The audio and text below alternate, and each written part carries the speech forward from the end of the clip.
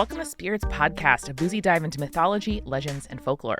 Every week we pour a drink and learn about a new story from around the world. I'm Amanda. And I'm Julia. And I'm Eric, not on an Urban Legends episode. Whoa, Eric, what are you doing here? Well, a few months ago, I think, on an episode, I said a reference to this movie, Bedknobs and Broomsticks, where Angela Lansbury is a witch and she transforms a whole museum of armor to fight the Nazis. And you two were like, what the hell are you talking about? And I was like, Myth Movie Night, let's do it. For your birthday, no less. Yeah, I'm so excited. I feel so old on this day that is definitely my birthday we're recording on. Well, I mean, does it make you feel less old knowing that this movie turned 50 last year? Wow. No. Or maybe. I don't know. I mean, I watched this movie a lot as a child. Like, I've probably seen this on the upwards of at least 24 times. It was a classic, well-used VHS in our house. So, I mean, I don't know. I don't know if it makes me feel older or younger. Okay. Well, fair enough. I wanted to see. Eric, can you start by giving us our 2-minute summary of this movie? Yes, I will do my best to do it in 2 minutes. This movie goes through a variety of locales, themes, genres. So I will sum them all up as quickly as possible. And I mean, there's barely a plot. It's more a bunch of set pieces. So I think I can do it. I think I'm ready for it. Never done this before. You got this, bud. So it is 1940. It's the Battle of Britain, World War II. You've got 3 children. They're named Charlie, Carrie, and Paul. They are evacuated from London, I believe, during the Blitz. Seems about right. And they end up with a reluctant Miss Elegantine Price. And she is a witch secretly. They observe her being a witch. At first, they're going to run away. Then they're like, oh, she's a witch. Maybe this will be a fun vacation.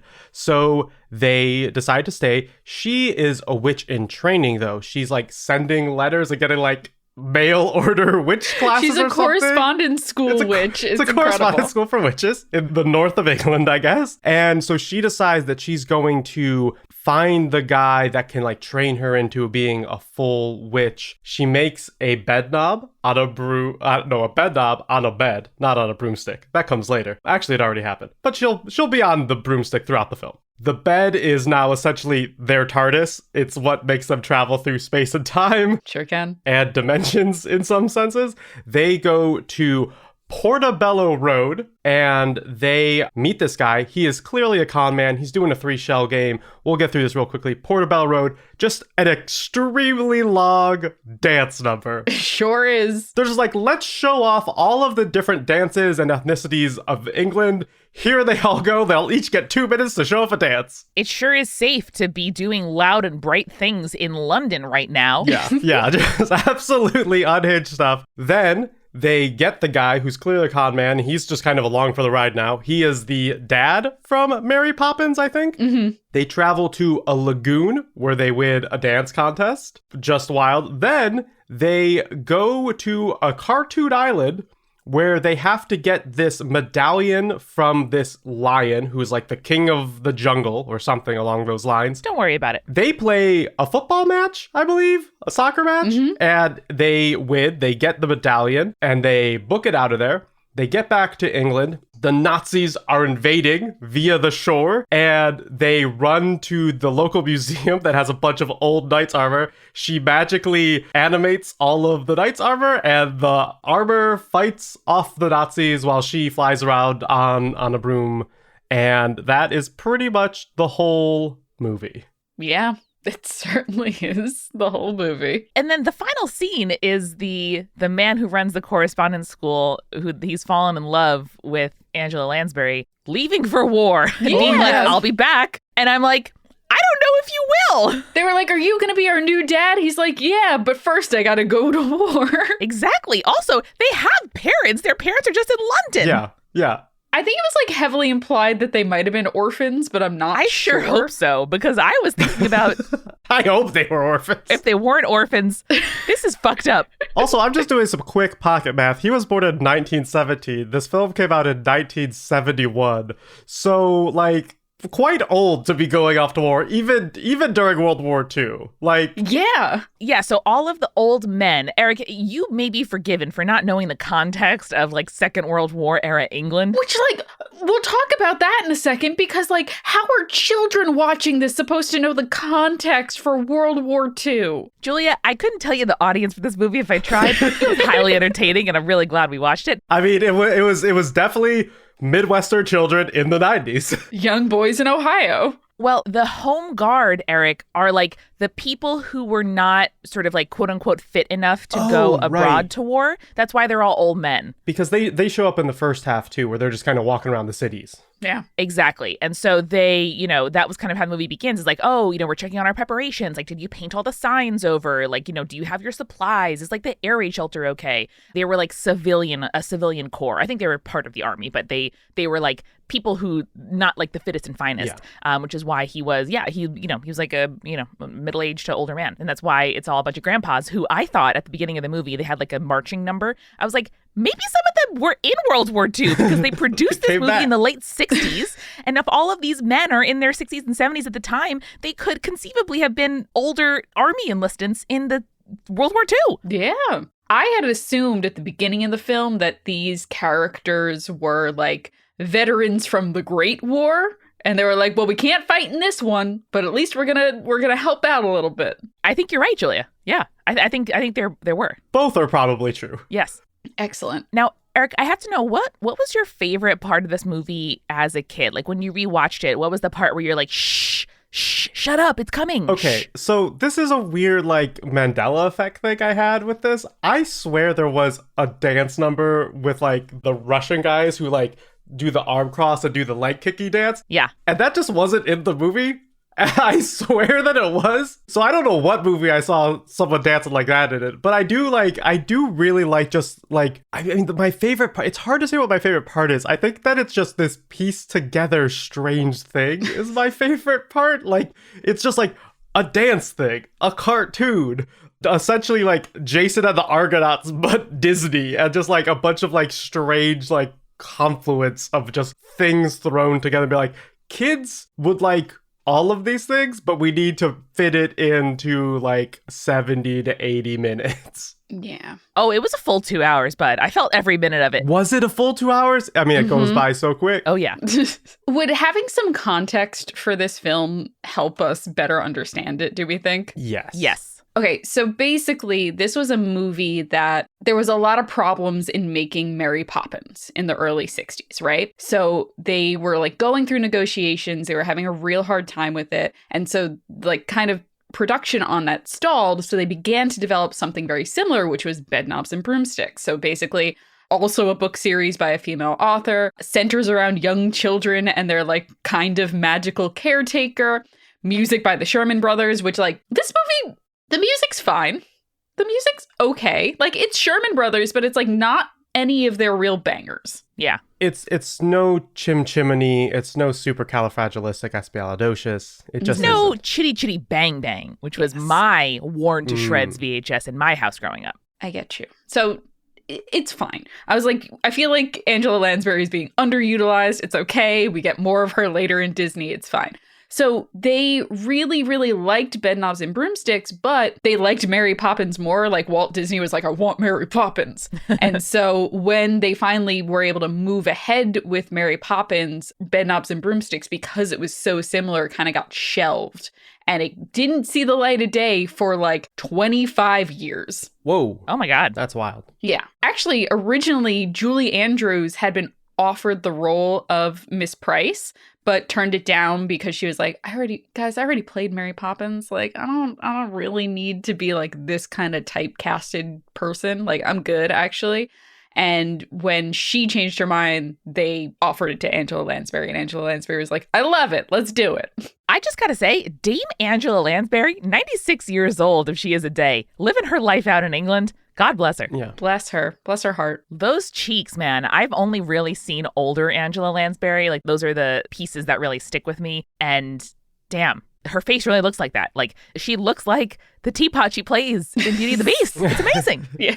I also liked during the film, the professor referred to her as this young lady. I'm like, she's like 40 years old in this film. Don't know if that's a young lady anymore. I also don't love that the plot of the movie is she wants like a career to help with the war effort. And then a guy cons her. And then she's like, that's okay, you cute. And then in the end, her workshop gets destroyed. And she's like, okay, I'll be a mom now. I'm like, okay. I mean, we don't. All right, I guess. Very post-war and 70s ideals being displayed there. It sure is, Eric. Yeah, it's a real confluence of those two things. Yeah.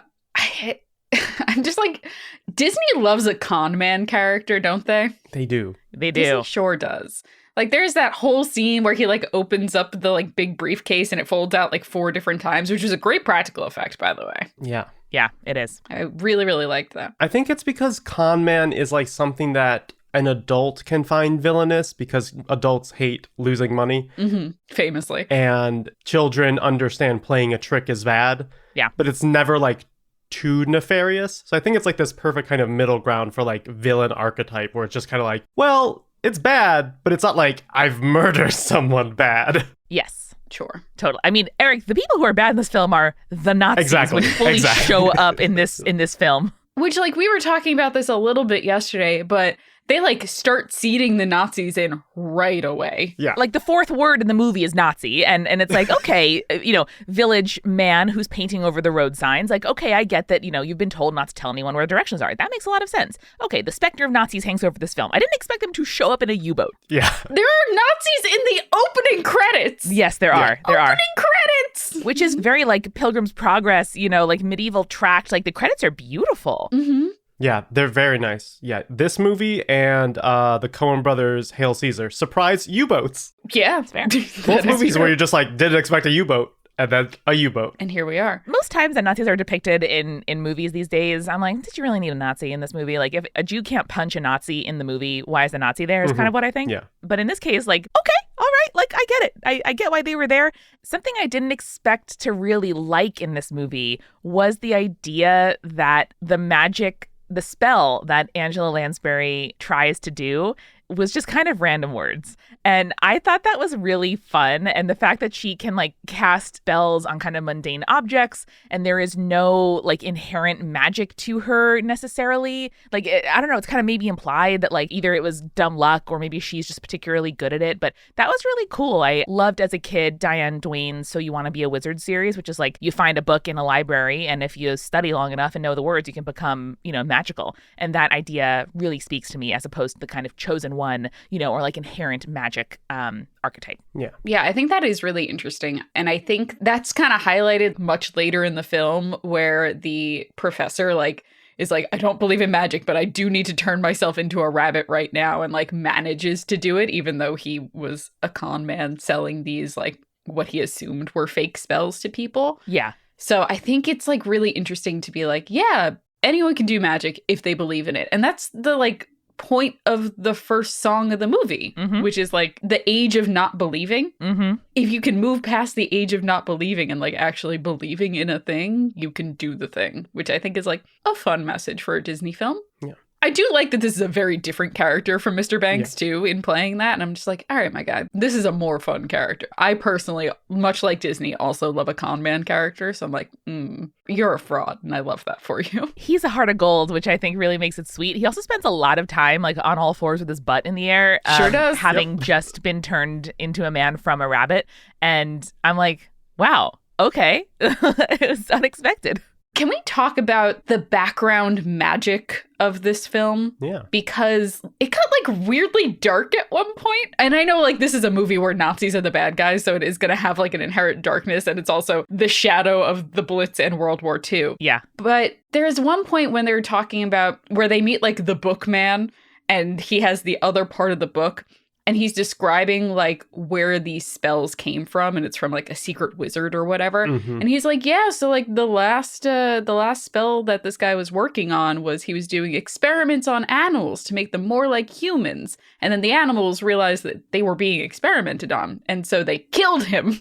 I'm just like, oh, yep, okay. That guy, yeah, also just in a very creepy, like, I don't know, basement of a tenement building. Just a very spooky vibe. And then the stories he's telling, also extremely spooky. Just like, oh, wow, this is extremely weird. I want to talk about, is this a specific genre of like, we send children to the country to escape the war and then magic things happen to them? Because like, that's the same plot as Narnia. The Lion, the Witch, and the Wardrobe. Yeah. Yes, exactly. For people who were adults in the 60s, they were of an age to do that or know people who did that. Or I think there was like a kind of romanticized feeling and notion of that time for kids where obviously it was very, you know, scary and displacing and all of that, especially for these city kids who have like never left London. And we got to talk about the sort of like incredible like soot-faced makeup of these children and their wild London accents.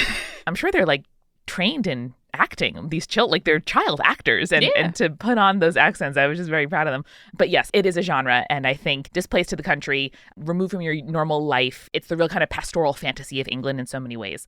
That's something where, you know, magic is not too far of a reach. Yeah. This one is less portal magic style than, let's say, The Lion, the Witch, and the Wardrobe, but magic existing in the world makes sense. And I mean, we do go to kind of like a magical island where there's animated lions that were repurposed from other Disney products, but very much so. Oh, every single animal, I'm like, I've seen you in a different film. Yeah. Yeah. They're just like, get them. I mean, Disney did this a lot. I think Babu from the Jungle Book is also used in another animation. Like a lot of the original cells were then just drawn over. So very common thing. I love that this one where they're like, drop them all in. We got them all. We're gonna use all of the animals we've ever used and throw them on here. Put a medallion on. Different guy now. But going back to this kind of portal fantasy or magical fantasy in order to escape reality, I think it's like a really interesting way to deal with, like you were saying, Amanda, the trauma of war and like displacement and, you know, being removed from your home to put you somewhere safer. Yeah. But it's still like an unknown. I think that's a really interesting genre. And I think we don't have that as often now because we are now pretty far removed from World War II. Yeah. But I think it would be cool to like see more of that, I suppose. And I'm sure that there is like an event or a setting that we could make it a little bit more modernized nowadays. Summer camps not about getting murdered by a guy in a scary mask and about finding the magic within yourself. There's a place that kids go, their parents aren't with them, they get sent off there. I mean, there's definitely places we could kind of recreate these stories without having the fog of war looming in the distance. Yeah. Mm-hmm. At least for us Americans, I felt a couple times, like early in the film, you know, Angela Lansbury kind of like stops to pick up a package with the sort of like general store manager who's also, you know, taking in all these kids from the train. And the manager is like, well, you know, Angela Lansbury, like you have a house all to yourself. You know, everyone has to do their part. Like it's a law. Like you have to take some children because you have a house. And I felt myself as an American, I was like, you can't tell me what to do. And then I was like, no, this is what we should be doing. And so I think we would have to have a like culture and country of supporting, you know, like refugees and people in need and community care and all of that before we allowed a narrative like you're describing, Julia. But I want that. And I want to be the kind of place where, like, of course you have a place to go. And maybe it's even such a kind of escape and you're so supported that, you know, you can have a bit of adventure while you're there.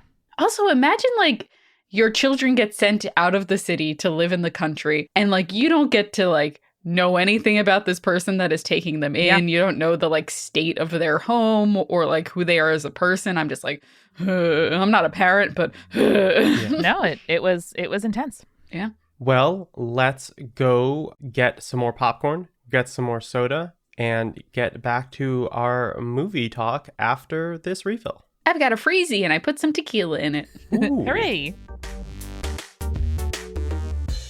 Hey, it's Julia, and welcome to the refill. I made little, like, tea sandwiches. I have never made these before. I hope they're okay. I bet you'll enjoy them. Even if you aren't enjoying the little tea sandwiches that I cut the little crusts off and everything and turn them into little triangles, I bet you're going to love our Patreon content. And we want to welcome our 2 newest patrons, Claire and Robert. They join the incredible people who help make this show a reality each and every week, such as our supporting producer level patrons Alicia, Ann, Brittany, Daisy, Fruity Chick, Hannah, Jack Marie, Jane, Jessica Kinzer, Jessica Stewart, Nieselkins, Lily, Little Vomit Spiders Running Around, Megan Moon, Phil Fresh, Rico Like, Captain Jonathan, Malachi Cosmos, Sarah, Scott, and Zazie, and of course, our legend level patrons. They have like a full tea service, and I don't know where they got it from, but it's very cool. Ariana, Audra, Bex, Chibi Yokai, Clara, Iron Havoc, Morgan, Mother Viking, Sarah, and BME Up Scotty. Thank you all so much. And if you would like to join our Patreon and get awesome rewards like recipe cards, both alcoholic and non-alcoholic for every episode, and a bunch of interesting stuff, including a bonus Urban Legends every single month, you can go to patreon.com/spiritspodcast and join us today. Patreon.com/spiritspodcast. Amanda recently recommended to me a show that I'm going to now recommend to you. And if you exist on the internet, you have probably seen all of the articles about The Bear on Hulu. As someone who worked in the service industry, specifically as a waitress and a cheesemonger, woof, that show is a lot, but in a very good way, and it's very well done. And I think that you, person listening to this, would also super enjoy The Bear on Hulu. Go check it out. And while you're checking things out, I would love if you checked out one of the newest shows at Multitude, Games and Feelings. Games and Feelings is an advice podcast about games. Amanda has been on it. I have been on it. It's a lot of fun. Question Keeper, Eric Silver, and a revolving cast of guests answer your questions at the intersection of fun and humanity since, you gotta play games with other people as a human. They talk about all different types of games: video games, tabletop games, party games, laser tag, escape rooms, game streams, D&D podcasts, the companies, the workers that make these games, anything you can think of. How do you convince people who have only played Monopoly to play a new board game that you grabbed at the game store? Is an escape room a good third date? I don't think so. What makes a video game cozy, and do we have any recommendations? They answer any and all questions as long as they are games related. And if you like what you hear and you want to level up your emotional intelligence stat, subscribe now wherever you get your podcasts. New episodes every other Friday. That's Games and Feelings. Check it out. We are sponsored this week by Calm, and I want you to focus for a moment.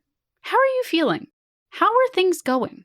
If your answer is anything less than amazing, I want to help you. Our partners at Calm have the tools you need to feel your best. They are the #1 mental wellness app, and they give you the tools that you need to improve the way that you feel. You can help reduce your stress and anxiety through guided meditations. You can improve your focus with curated music tracks. You can rest and recharge with their sleep stories, which we absolutely love here on the podcast. They even have these new daily movement sessions, which are designed to help you relax your body and uplift your mind. And those are my personal favorites lately because sometimes I forget that I need to move my body around sitting at a desk all day, and Calm really helps with that. So for listeners of the show, Calm is offering an exclusive offer of 40% off a Calm premium subscription at calm.com/spirits. Go to calm.com/spirits for 40% off unlimited access to Calm's entire library. That's calm.com/spirits.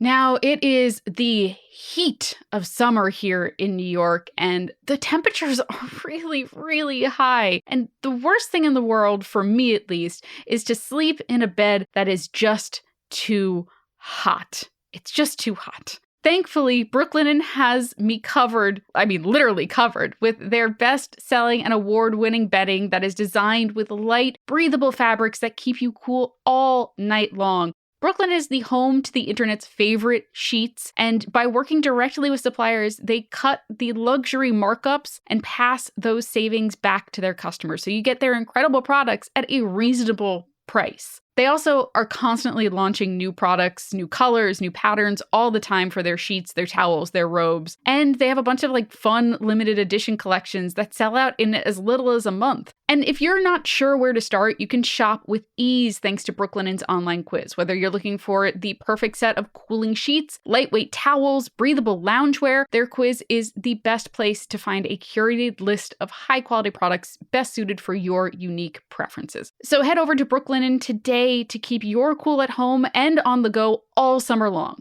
Go to brooklinen.com and use the promo code SPIRITS to get $20 off plus free shipping on your purchase of $100 or more. That's BROKLINEN.com and enter the promo code SPIRITS for $20 off plus free shipping. And for those of you listening in New York, you can both see and feel the comfort in real life. You can now shop Brooklinen sheets, towels, and more in-store in Williamsburg and the West Village. Check it out, Brooklinen. They're the curators of comfort.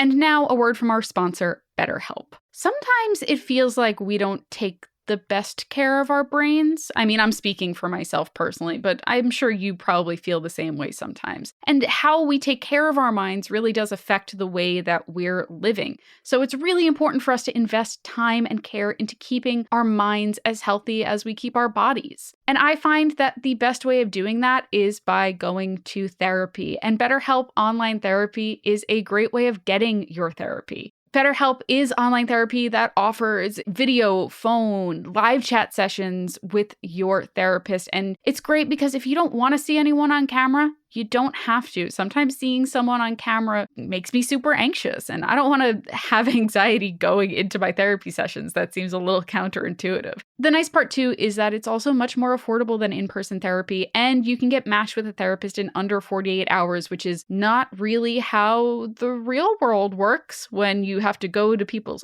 offices, and then if you don't like that therapist, it's really hard to switch therapists. BetterHelp takes care of all of that. And our listeners get 10% off their first month at betterhelp.com/spirits. That is betterhelp.com/spirits. Check it out.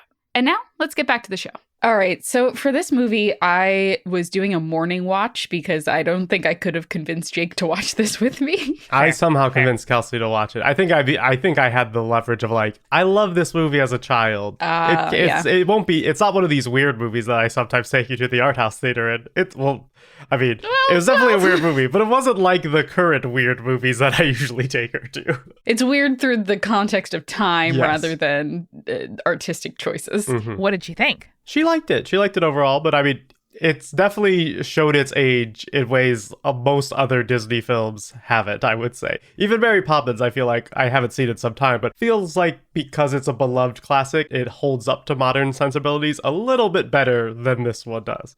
I think the main thing this movie has working against it is the very long dance scene on Portobello Road. It's just extremely long, and no plot is developed throughout any of the dances. I will say, yes, that was an extremely long scene. And I also think that the soccer scene was way too long. Those were the scenes where I'm like, guys, we gotta move on. We gotta move on. I felt every moment of the animated section. Maybe because that's just like not a thing I go to often for entertainment. But I was like, good God, why is this happening? Yeah, I think the animated one at least has like the benefit of children being like, this is fun. I don't know, maybe kids in the 70s saw a bunch of people dancing and was like, this is equally as fun as a cartoon, but I don't know. Probably not. But yeah, for an adult, neither are particularly great in terms of length. Yeah. I just wanted more lyrics to Portobello Road. Like, I really was enjoying the like ways that people are conning you song. Yeah. And then it just happened to be that dance number and everyone was in uniform. And I'm like, what is happening?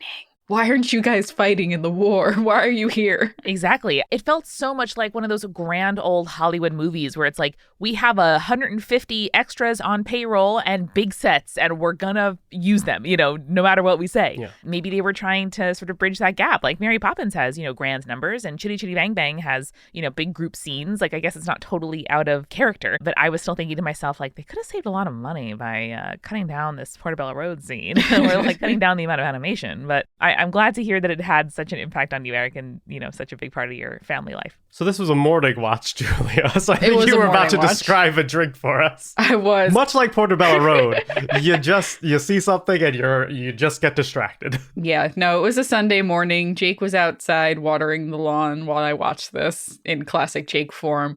And I had some cold brew that I got from my local farmer's market and just like a little bit of bourbon. A tiny bit of bourbon. A little bit of bourbon. That's funny because prepping for this episode, I had forgotten that I wasn't going to have to bring a drink recommendation as we normally do for our Hometown Urban Legends episode. So I had recently had like a coffee liqueur bourbon drink Ooh. when I was out somewhere. I was going to suggest trying one of the, don't have a specific recipe. So there you go. So there's a little drink recommendation that pretty much matches Julia's drink that she had while watching. Honestly, cold brew concentrate, where you're supposed to water it down a little bit, like a 1-to-1 ratio. Yeah. I just put in a little bit of coffee creamer and then I mix that bad boy up and then I'm good to go for the day. Yep. Delicious. Okay. So Amanda, you were talking earlier about the spell that Angela Lansbury is trying to research that was supposed to be the final spell, which is going to help her fight the Nazis. Substitutionary locomotion. Which is a great thing that I was like, what the fuck does that mean? I'm like, I know locomotion means movement. What the fuck do those two words together mean, right? Yep. And then she gets the spell after she has taken the necklace off of the Lion King, which, by the way... Well, not the Lion King. That's a different... the King Lion. He'll come later. Did you know that actor is the guy who was the original voice of Scrappy Doo and also Grimace from all of the McDonald's commercials? How could we possibly know that? No! Julia, I was going to say from the Wikipedia article, did you know that the clergyman who has like a weirdly prominent sort of like one-liner in the beginning of the film in deleted scenes also is like a romantic rival for Angela Lansbury, like likes her and wants to marry her for her property. Yeah. Which is not kind to clergy, I guess, but... That's great. I love that. Anyway, going back to the spell... They do the spell, and like there's a whole like big dance number kind of thing. This is their supercalifragilisticexpialidocious, basically. Mm-hmm. Great. And all they do is make shoes dance and move, and I'm like, how the fuck is this going to stop the Nazis, guys? I'm like racking my brain. I'm like, how is this going to stop the Nazis, though? Your dancing stockings are not going to stop the Nazis. None of us could have seen a museum of old armor really come to life, because you guys all know that armor, famously a good offensive weapon, surely not built to save the like meat sacks wearing it. No. Useful for weaponry. That was also another scene where I'm like, all right, this fight with the armor of the Nazis is going a little too long. I'm glad Angela Lansbury's on a horse, but like beyond that, I'm kind of okay. Yeah.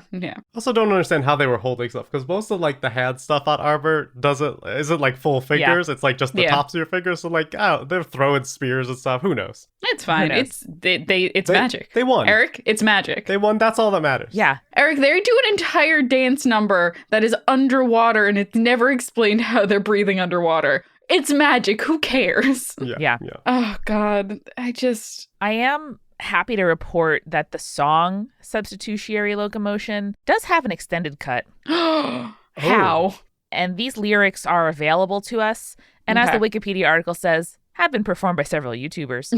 Oh, no. I would just like for each of us to kind of, this is like those chain letters from the 90s where it would be like, learn a word a day, like use the word pulmonary in an email today. Let's all find a line of this song to sort of deliver deadpan to maybe like a friend who's having a problem. Just like hit them with your wisdom. Okay, so I'll give you an example. Cosmic wizards of timeless times, teach my tongue the transcendental rhymes. It sounds deep. It sounds like it has some quite intense meaning behind it. I mean, Amanda, mystic power that's far beyond the wildest notion. It's so weird, so feared, yet wonderful to see. Substitutionary locomotion, come to me. Yeah, it's true. It can cause the force, Julia, to keep our country free. Oh, no. It's a big claim. It's so weird, so feared, yet wonderful to see. Yep. Substitution locomotion, come to me. There you go. See, the key to guide the tide that's stronger than the ocean. Uh-huh. I mean, I want substitutionary locomotion. Yeah, I think here, to keep your cover, you can't say a line that includes the phrase substitutionary locomotion. I don't know. That's the problem. Anything just before that line, that phrase, put it in an email today. Mm-hmm. Only one precise solution is key. Yep. Substitutionary locomotion, it must be. It's true. I feel like you have to put that as a PS at the end of your email where it has to say some line referencing substitutionary locomotion. I'm now just imagining, and I hope this was real, but it probably wasn't, like the 90s message boards and forums and just like really gaudy signature JPEGs. Oh, yeah. Like where people have like a whole nice block of pixels full of just some weird art. Yeah. Just the big Disney servers. And there's one thread that's all about Bedknobs and Broomsticks. And all of those people have just like one of these lyrics in like a very ugly script font with a gradient behind it. That is what I am now imagining. Eric, if I know anything about the internet, I know that any time there was a thread referencing Mary Poppins or even kind of hinting at Mary Poppins, like talking about like a bag with, you know, a bag that can hold anything or like an umbrella or like a governess, that somebody was like, Bedknobs and Broomsticks is actually really better and it's like way underrated and like you really got to love it. Incredible. Eric, I have some important information for you. Oh, great. Did you know that there is a staged musical version of this film? I did know this when I looked at the Wikipedia article yesterday. God damn it, Eric. Only yesterday, but I'm excited. But I only breezed that it existed. What facts can you tell me about it? Is there anything interesting there? Yeah, so it made its world premiere at the Theatre Royal in August of last year. Wait, it's a new musical. So someone literally 50 years later was like, you know what the world is now ready for? The Bedknobs and Broomstick musical. Apparently. So it was on tour throughout the UK and Ireland until May of 2022. Those lucky bastards. I was looking to see if there's like any news about it coming to like the United States. I'm sorry, Guy, there's no news about that just yet. It's okay. It's okay. My passport's ready. I'm just going to wait until they restart it up and I'm there. Yeah. I visited a friend who was studying abroad in Buenos Aires at the same time that the Spanish language edition of Next to Normal was playing in Buenos Aires. And I didn't go to see it, but I did see it. And it was great. Nice. Excellent. Nice. I'm just saying, people have traveled for, you know, more frivolous reasons. Yeah. Yes. While I'm deep in the wiki, did you guys know that Cindy O'Callaghan, who plays the sister of the children, was a working actor for much of her life and then became a child psychologist and is now a practicing child psychologist in Dublin? Wow. Hey, good for her. I love when child actors get like real human jobs afterwards. Well, it seems like a really good career for a kid who's a child actor. Like, hopefully she, you know, she's really like working through her stuff. Yeah. I also want to point out that this movie did win an Academy Award for Best Visual Effects. Sure did. In the 70s, it was very impressive. There were a lot of visual effects. I mean, like, Academy Award winning Bedknobs and Broomsticks is what we should have led with at the start of this episode. Do you know what we haven't spoken about yet? A lot. The cat. The cat has the greatest pet name I've ever heard in my entire life, which is Cosmic Creepers. And Angela Lansbury was like, they're like, oh, what's the name of the cat? And she's like, oh, that's silly. I just call him, like, I'm not going to assign him a name. I call him the name he came in with, Cosmic Creepers. And I was like, oh, boy.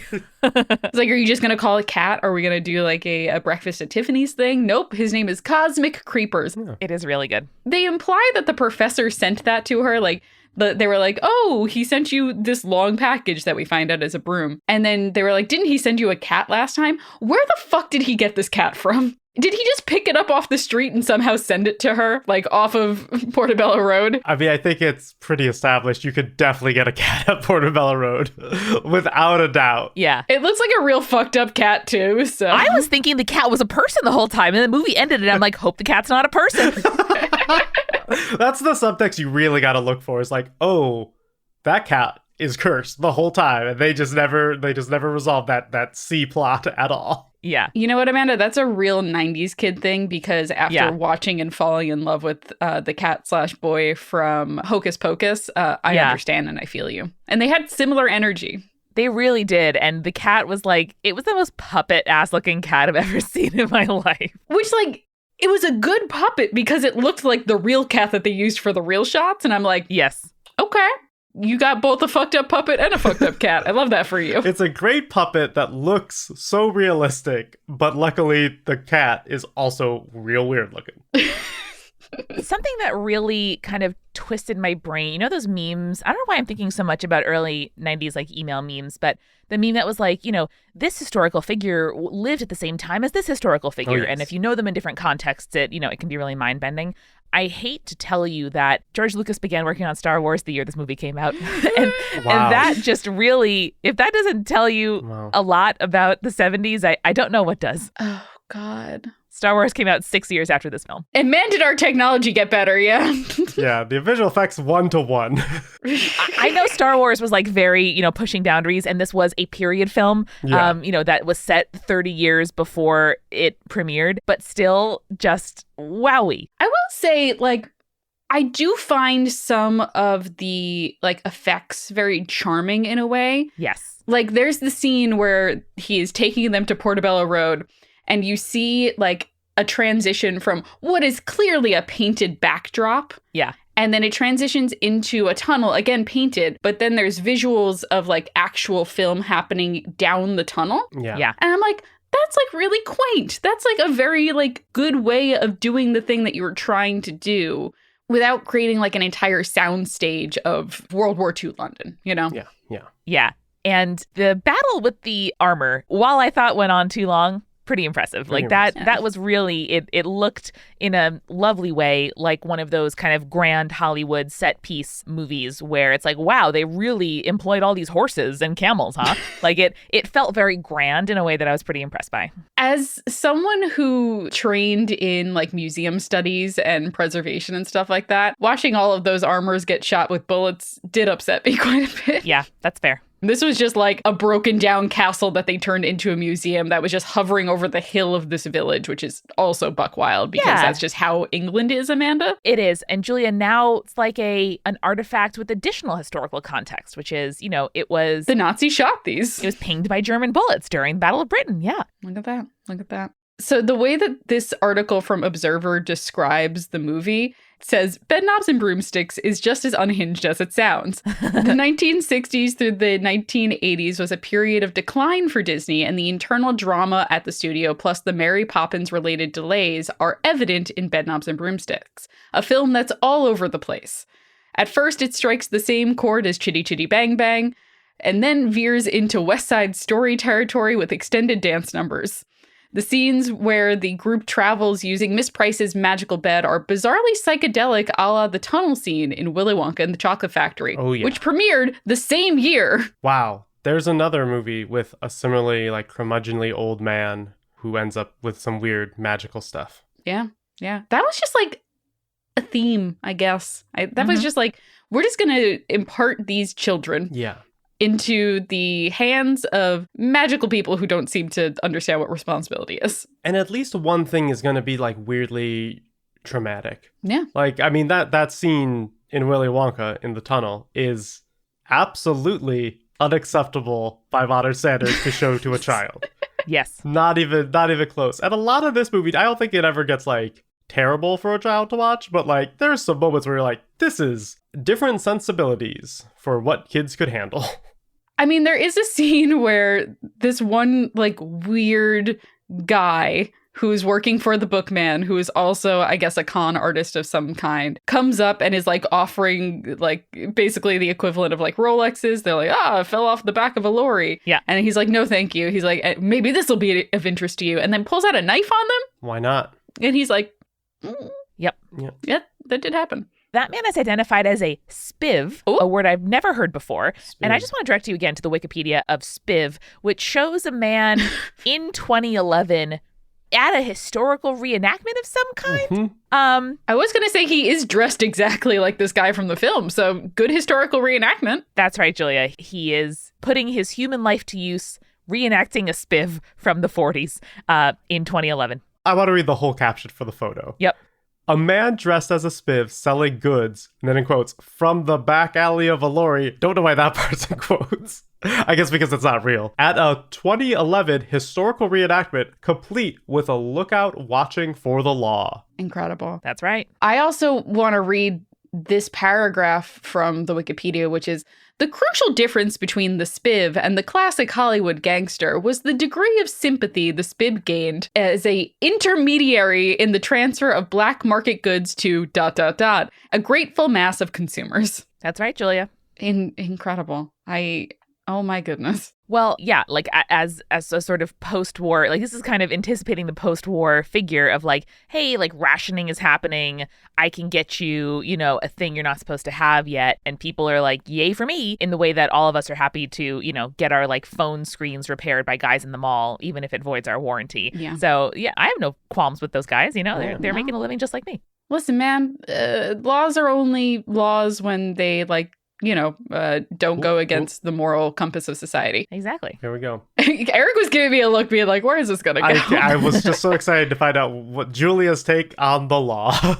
But it was a good take. Laws are only laws when they should be laws. Yeah. Exactly. That's my hot take. It's a good thing to break a law when the law's unjust. There you go. That was probably what I was trying to say, Amanda, but I said what I said. So I think that's my wholesome message that I took away from Bedknobs and Broomsticks. Yeah. Incredible. This movie was a lot, Eric, and I'm glad I watched it because it certainly feels like a certain like place in both our history and Disney history and like the history of like magic in film. I thought you were going to say man, and I was like, wow, Julia, what an assertion.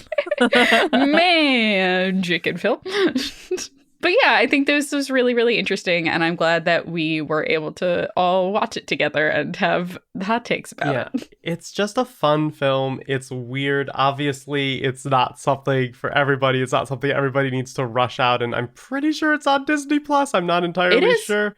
But I mean, it is just one of those things which is kind of like, what were they up to before like the mouse became the mouse we know today? And it is just a literal machine that churns out Star Wars, a Pixar film, a Marvel film, and all of that. And this was kind of like, we're just going to do some weird stuff, see what happens. And sometimes you get a Mary Poppins, and sometimes you get a Bedknobs and Broomsticks. Yeah. You can put the Disney magic into anything, but it doesn't mean that the product is always going to be super magical. Yeah.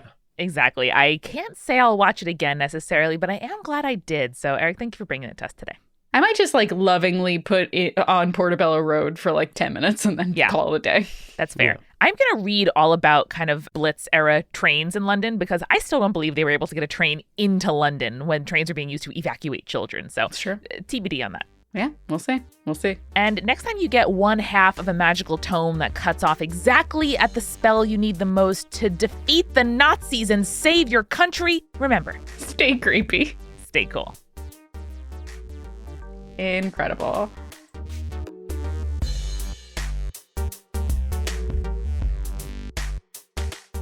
Spirits was created by Amanda McLaughlin, Julia Schifini, and Eric Schneider, with music by Kevin MacLeod and visual design by Allison Wakeman. Keep up with all things creepy and cool by following us at Spirits Podcast on Twitter, Instagram, Facebook, and Tumblr. We also have all of our episode transcripts, guest appearances, and merch on our website, as well as a form to send us in your urban legends and your advice from folklore questions at spiritspodcast.com. Join our member community on Patreon, patreon.com/spiritspodcast, for all kinds of behind-the-scenes goodies. Just $1 gets you access to audio extras with so much more, like recipe cards, both alcoholic and non-alcoholic, for every single episode, director's commentaries, real physical gifts, and more. We are a founding member of Multitude, an independent podcast collective and production studio. If you like Spirits, you will love the other shows that live on our website at multitude.productions. Above all else, if you liked what you heard today, please text one friend about us. That's the very best way to help keep us growing. Thanks for listening to Spirits. We'll see you next week. Bye.